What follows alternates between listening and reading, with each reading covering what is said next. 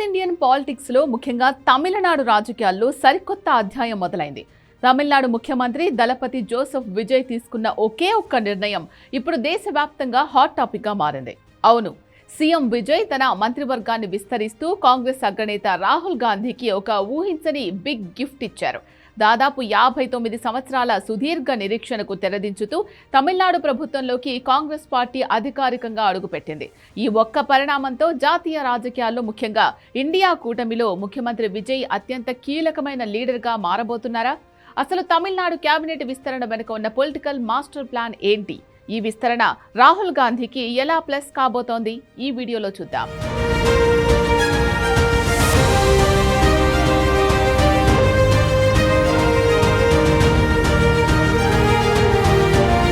Tamil Nadu cabinet విస్తరణలో భాగంగా మొత్తం 23 మంది కొత్తగా మంత్రులుగా ప్రమాణ స్వీకారం చేశారు.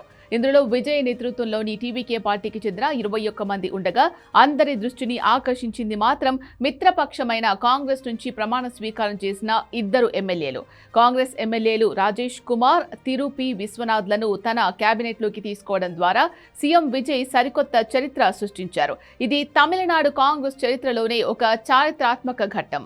ఎందుకంటే గతంలో 1967 మార్చిలో ఎం భక్తవత్సలం కాంగ్రెస్ తరపున చివరి ముఖ్యమంత్రిగా పనిచేశారు.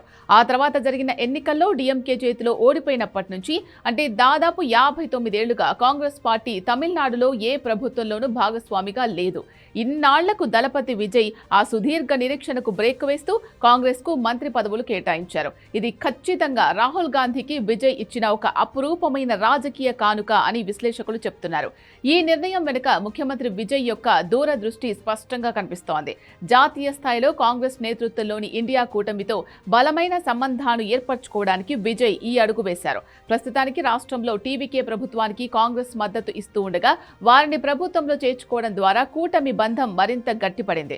భవిష్యత్తులో జాతీయ రాజకీయాల్లో ముఖ్యంగా లోక్సభ ఎన్నికల సమయానికి ఇండియా కూటమిలో ముఖ్యమంత్రి విజయ్ ఒక కీలకమైన కింగ్ మేకర్ లేదా పవర్ఫుల్ లీడర్ గా మారే అవకాశాలు మెండుగా ఉన్నాయి.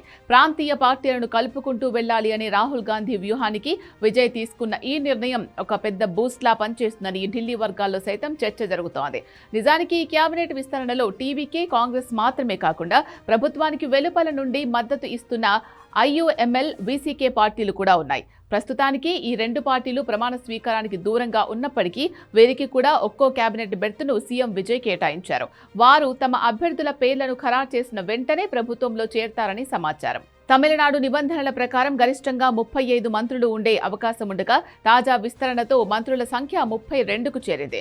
మిత్రపక్షాల కోసం విజయ్ మరో 3 స్థానాలు సిద్ధంగా ఉంచడం చూస్తుంటే కూటమిలోని ప్రతి ఒక్కరికి తగిన ప్రాధాన్యత ఇస్తూ అందరినీ కలుపుకుపోవాలి అనే సంకేతాన్ని విజయ్ బలంగా పంపారు. తమిళనాడులో కాంగ్రెస్ కు మంత్రి పదవులు ఇవ్వడం ద్వారా సీఎం విజయ్ కేవలం ఒక రాష్ట్ర మంత్రివర్గాన్ని మాత్రమే విస్తరించలేదు, జాతీయ రాజకీయాల్లో ఇండియా కూటమితో సరికొత్త సమీకరణాలకు తెరలేపారు. రాహుల్ గాంధీ ఆశయాలకు అనుగుణంగా నడుస్తూనే కూటమిలో తన ప్రాధాన్యతను విజయ్ భారీగా పెంచుకున్నారు అనడంలో ఎలాంటి సందేహం లేదు.